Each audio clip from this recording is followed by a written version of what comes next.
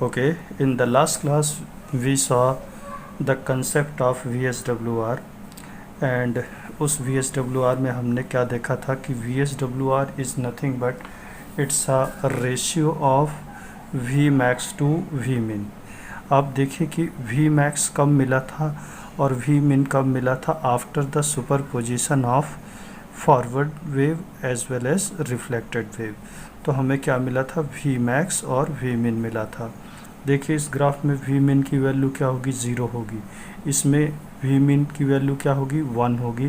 Vmax की value क्या होगी, 1 होगी। तो VSWR नहीं, कुछ भी नहीं था, ratio of Vmax to Vmin था। तो आपने साथ साथ ये भी देखा था कि दो जो इम्पॉर्टेंट रिलेशन हैं वो हमेशा दिमाग में रखना है। एक तो VSWR is equal to 1 plus mod gamma L divided by 1 minus mod gamma L. तो साथ साथ ये देखिए मॉड गामा एल क्या था, याद करिए कि गामा एल क्या था कि रिफ्लेक्शन कोफिशिएंट एट लोड। तो 3 तरीके के केस देखे थे, एक तो ओपन सर्किट, एक शॉर्ट सर्किट और एक मैच ट्रांसमिशन लाइन वाला केस देखे थे। इन तीनों केसेस में हमने क्या किया था, VSWR कैलकुलेट किया था और VSWR का ये इक्वेशन था। रिमेंबर दैट कि गामा एल का इक्वेशन ये भी होता है। ये दो रिलेशन हमेशा अपने को दिमाग में रखने हैं। तो इस क्लास में हम देखेंगे व्हाट इज़ रिटर्न लॉस। तो यदि देखा जाए रिफ्लेक्शन कोफिशिएंट को, तो रिफ्लेक्शन कोफिशिएंट क्या था, एट लोड क्या था, V minus over V plus. यदि इस इक्वेशन को ऑब्ज़र्व करें तो ये इक्वेशन क्या है, रेशियो ऑफ वोल्टेज है। और गामा एल का इक्वेशन हम कैसे देते हैं, ZL minus Z0 over ZL plus Z0। ZL क्या था, लोड इम्पीडेंस, Z0 क्या था, characteristic impedance of the line.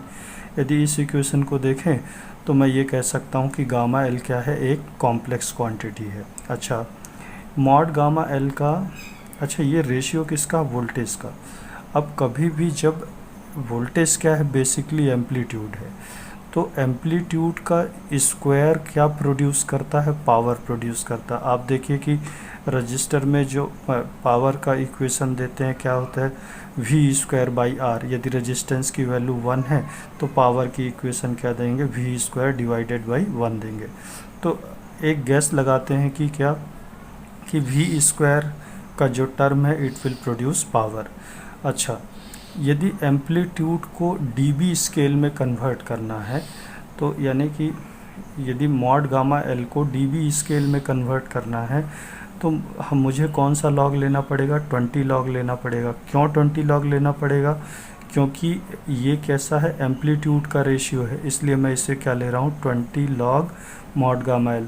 तो ये किस स्केल में चला जाएगा, dB स्केल में चला जाएगा। और इसी क्वांटिटी को हम क्या बोलते हैं, रिटर्न लॉस बोलते हैं। तो रिटर्न लॉस कुछ भी नहीं है, रिफ्लेक्शन कोफिशिएंट को किस स्केल में लेके चले गए, dB स्केल में लेके चले गए, तो इस क्वांटिटी को मैंने क्या बोल दिया, रिटर्न लॉस बोल दिया। अच्छा, इस इक्वेशन को ऐसा नहीं लिख सकता क्या, 2 × 10 लॉग मॉड गामा एल का स्क्वायर। देखिए इसमें लॉग की प्रॉपर्टी लगाए तो 10 लॉग, ये 2 को इधर लेके आए, गामा स्क्वायर, गामा एल का square is equal to 10 log, gamma L की वैल्यू क्या थी, V minus over V plus, V minus over V plus. अच्छा, V माइनस किससे रिलेटेड था, रिफ्लेक्टेड वेव से रिलेटेड था। V प्लस किससे रिलेटेड था, याद करिए, ये फॉरवर्ड वेव से रिलेटेड था। तो देखिए V माइनस का स्क्वायर मैंने क्या लिख दिया, reflected power. V square will produce power, लेकिन कौन सा power, reflected power. V plus मतलब इंसिडेंट वेव से रिलेटेड है, V प्लस का स्क्वायर मतलब इंसिडेंट पावर। तो क्या मैं यदि इस इक्वेशन का स्क्वायर कर, अच्छा देखिए आपको यहाँ से इस इक्वेशन से क्या समझ में आया, इस इक्वेशन से ये समझ में आया कि यदि पावर को लॉगरिथमिक स्केल में कन्वर्ट करना है या dB स्केल में कन्वर्ट करना है तो मुझे क्या लेना पड़ेगा, 10 लॉग पावर लेना पड़ेगा। अच्छा, यहाँ से एक बड़ा इम्पॉर्टेंट रिलेशन आता है, यदि मैं दोनों तरफ का स्क्वायर कर दूँ तो ये क्या आ जाएगा, गामा एल का square is equal to V minus square over V plus square. तो ये v माइनस स्क्वायर किससे रिलेटेड होगा, reflected power, v plus square incident power. तो मैं reflected power is equal to gamma L square into P I, मतलब incident power.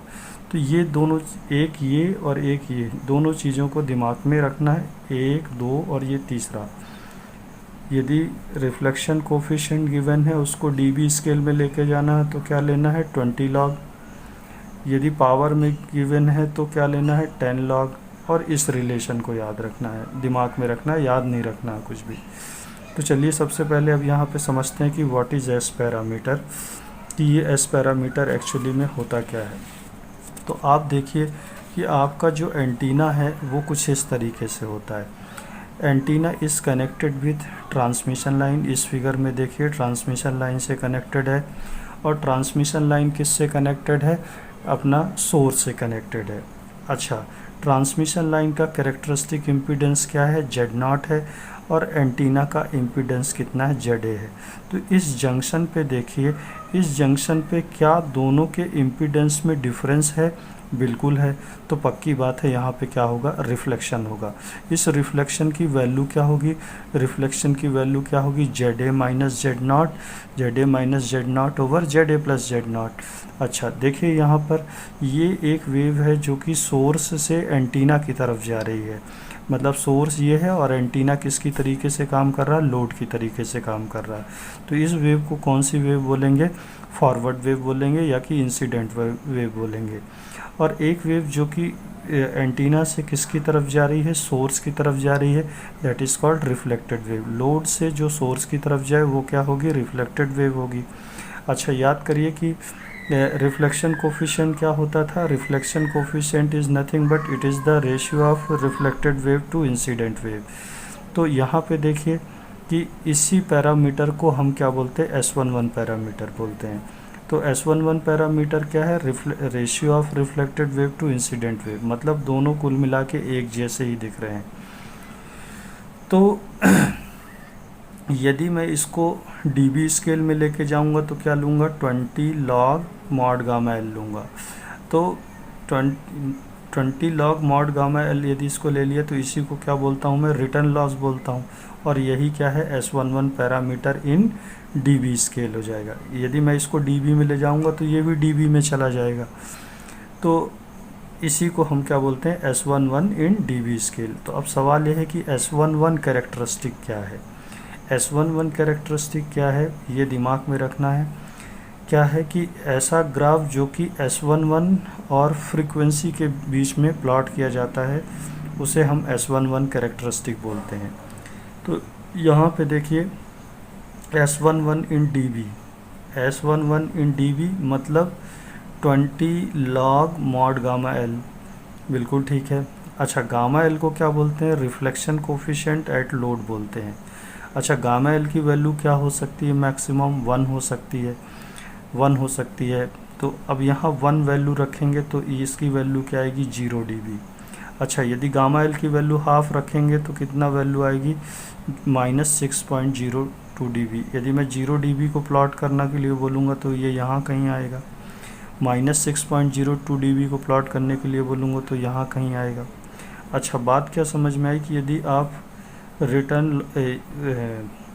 Reflection coefficient की value reduce कर रहे हैं, रिफ्लेक्शन कोफिशिएंट की वैल्यू रिड्यूस कर रहे हैं तो आप किस तरफ जा रहे हैं, नीचे की तरफ जा रहे हैं। ये खास बात है। तो यहाँ से कंक्लूज़न क्या निकला, यहाँ से कंक्लूज़न ये निकला कि ऐसा ग्राफ जो कि S11 या रिफ्लेक्शन, रिटर्न लॉस और फ्रीक्वेंसी, ये रिटर्न लॉस ही है लेकिन किस में है, डीबी में। आप याद करिए रिटर्न लॉस वर्ड कब यूज़ करते थे, जब रिफ्लेक्शन कोफिशिएंट को हम किस में लेके जाते थे, डीबी में लेके जाते थे, उसी को क्या कह देते थे, रिटर्न लॉस कह देते थे। यदि मैं इसको डीबी में लेके जा रहा हूँ तो S11 भी किस में चला जाएगा, डीबी में चला जाएगा। तो ये ग्राफ आप हमेशा याद रखना कि S11 is plotted between S11 in dB versus frequency. इस ग्राफ को समझना बहुत ज़रूरी है और ये ग्राफ एंटीना में बहुत फ्रिक्वेंटली यूज़ होता है। तो हमेशा याद रखिए रिटर्न, ये किसका इक्वेशन है, रिटर्न लॉस का इक्वेशन है और इसी को क्या बोलते हैं, S11 इन डीबी। दोनों बात बराबर है। तो आप देखिए, चलिए नेक्स्ट सॉल्व करते हैं कुछ और। तो ये बात आपको थोड़ा बहुत समझ में आई होगी।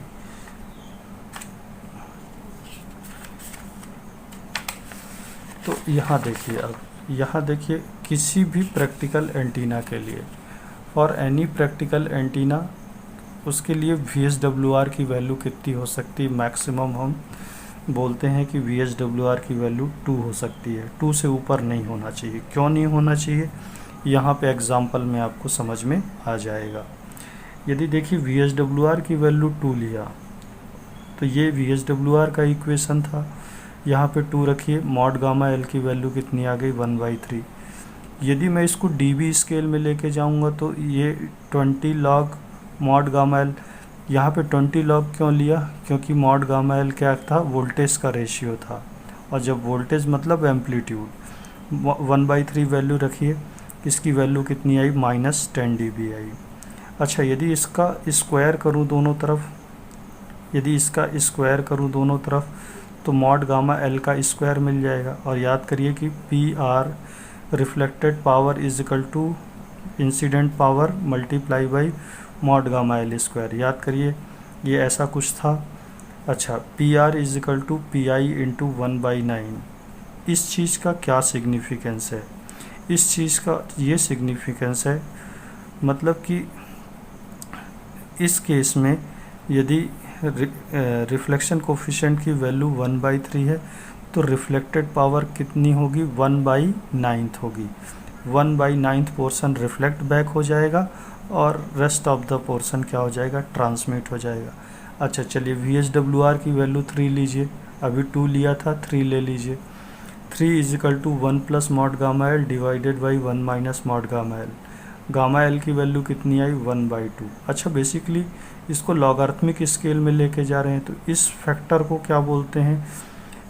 इस फैक्टर को क्या बोलते हैं? 20 log क्यों लिया? इस फैक्टर को बोलते हैं रिटर्न लॉस। कभी भी रिफ्लेक्शन कोफिशिएंट को यदि हमने dB स्केल में लेके गए, तो इसी को क्या बोलते हैं? रिटर्न लॉस बोलते हैं इस फैक्टर को। और इसी को क्या बोलते हैं? S11 इन dB स्केल। ये कितना आया? -6.02 dB आया। तो यहाँ से अब देखिए, reflected power is equal to incident power multiply by mod gamma L square. Mod gamma L square की वैल्यू कितनी आई? 1/4। मतलब इस चीज़ का क्या मतलब है कि 1/4 पोर्शन पावर क्या हो गई? रिफ्लेक्ट बैक हो गई, और रेस्ट ऑफ द पावर क्या हो गई? ट्रांसमिट हो गई। मतलब 75% ट्रांसमिट हुई और 25% क्या हो गई? रिफ्लेक्ट बैक हो गई। आप यहाँ पे देखिए, अब VSWR की वैल्यू क्या लीजिए? 1.5 लीजिए। तो 1.5 is equal to 1 plus mod gamma L divided by 1 minus mod gamma L। यहाँ से मॉड गामा L की वैल्यू निकालिए। मॉड गामा L की वैल्यू क्या आ गई? 1/5। बताइए, ये मैंने क्या किया एक्चुअली में? 20 log 1/5 बेसिकली मैंने क्या किया? रिटर्न लॉस कैलकुलेट किया। और इसी फैक्टर को क्या बोलते हैं? Return loss. और इसी को क्या बोलते हैं? S11 इन dB स्केल। चलिए, इसकी वैल्यू कितनी आई? -13.97 dB। रिफ्लेक्टेड पावर कितनी आएगा? PI into mod gamma L का स्क्वायर 1/25। इस चीज़ का मतलब क्या है? 1/25 पोर्शन एनर्जी क्या हो जाएगी? पावर क्या होगी? रिफ्लेक्ट बैक हो जाएगी। तो इसको, ये जो भी कैलकुलेशन किया है, इसको हम एक टेबुलेटेड फॉर्म पे लाते हैं और एक कैरेक्टरिस्टिक को बनाते हैं। चलिए यहाँ पे समझते हैं इस कैरेक्टरिस्टिक को बनाया। चलिए देखिए, VSWR की वैल्यू 2 लिया, तो मॉड गामा L की वैल्यू कितनी आई थी? 1/3। और इसको dB में कन्वर्ट किया था तो कितना आया था? -10 dB आया था। और रिफ्लेक्टेड पावर कितनी आई थी? 1/9। 3 लिया था तो मॉड गामा L कितना आया था? 1/2। 20 log कितना आया था? -6.02 dB। रिफ्लेक्टेड पावर क्या आई थी? 1/4। 1.5 लिया था तो मॉड गामा L कितना आया था? 1/5। 20 log कितना आया था? -13.97। रिफ्लेक्टेड पावर कितनी आई थी? 1/25 इंटू PI। अच्छा, मॉड गामा L की वैल्यू 1 रखिए। मॉड गामा L की वैल्यू 1 रखिए तो VSWR कितना हो जाएगा? इन्फिनिटी। और 1 का 20 log यदि लेंगे तो कितना आएगा? 0 dB। अच्छा, इस इक्वेशन में क्या है, मॉड गामा एल की वैल्यू 1 का स्क्वायर करिए तो P R is equal to P I. इस चीज़ का क्या मतलब है कि पूरी की पूरी पावर क्या हो जाएगी, रिफ्लेक्ट बैक हो जाएगी। अच्छा, वी एच डब्ल्यू आर की वैल्यू 1 रखिए, वी एच डब्ल्यू आर की वैल्यू 1 रखिए तो मॉड गामा एल की वैल्यू कितनी आ जाएगी, 0। अब इसको डीबी स्केल में कन्वर्ट कर सकते नहीं, इसलिए मैंने यहाँ पे डैश लगा दिया है। तो यदि मॉड गामा एल की वैल्यू 0 हो जाएगी तो रिफ्लेक्टेड पावर की वैल्यू क्या हो जाएगी, रिफ्लेक्टेड पावर की वैल्यू 0 हो जाएगी, मतलब कि ये पूरा का पूरा ट्रांसमिट हो जाएगा। चलिए, जो भी कुछ यहाँ पे कैलकुलेट किया है सिर्फ इस लाइन को फोकस करना है, इसको सिर्फ प्लॉट करना है।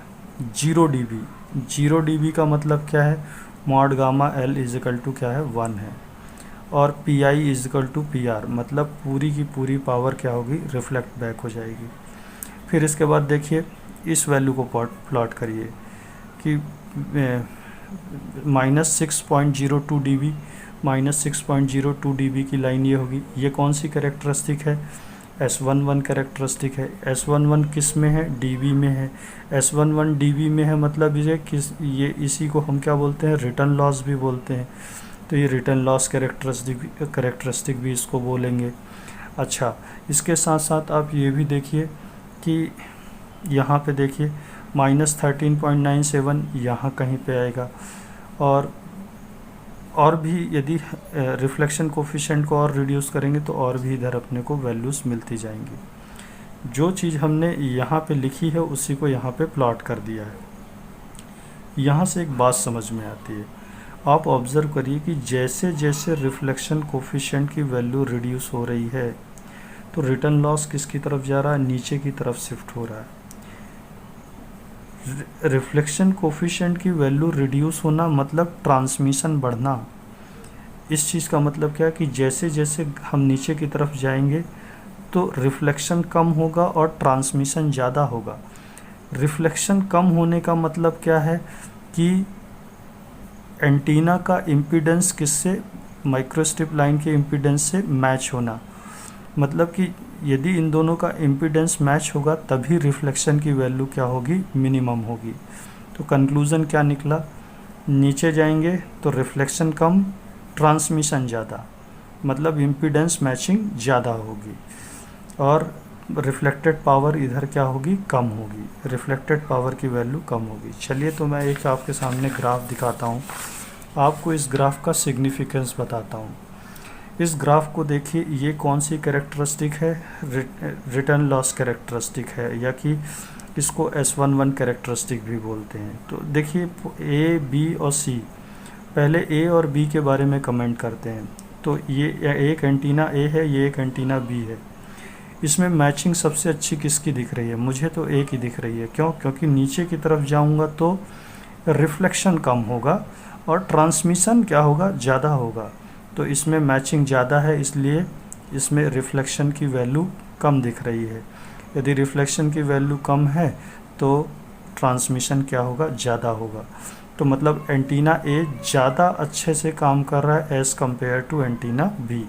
ऐसा नहीं है कि एंटीना बी काम नहीं कर रहा है। अच्छा, ये 10 dB की लाइन मैंने खींच दी। तो 10 dB की लाइन जब खींची तो यहाँ पे याद करिए, पीछे वाले पेज पे देखिए, मॉड गामा एल की वैल्यू कितनी थी, 1/3, और मॉड गामा एल की वैल्यू 1/3 थी, यानी VSWR की वैल्यू कितनी थी, 2 थी। और इसके ऊपर जाएंगे तो -6 dB, -5 dB। अच्छा, मेरा क्वेश्चन ये है, क्या एंटीना सी वर्क कर रहा है?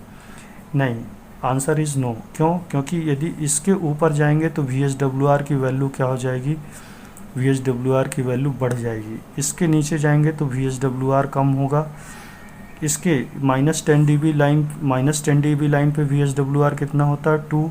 इसके नीचे जाएंगे तो VSWR की वैल्यू रिड्यूस होगी, रिफ्लेक्शन की वैल्यू रिड्यूस होगी, ट्रांसमिशन बढ़ेगा, इम्पीडेंस बढ़ेगा, इम्पीडेंस मैचिंग बढ़ेगी, लेकिन एंटीना सी वर्किंग नहीं है।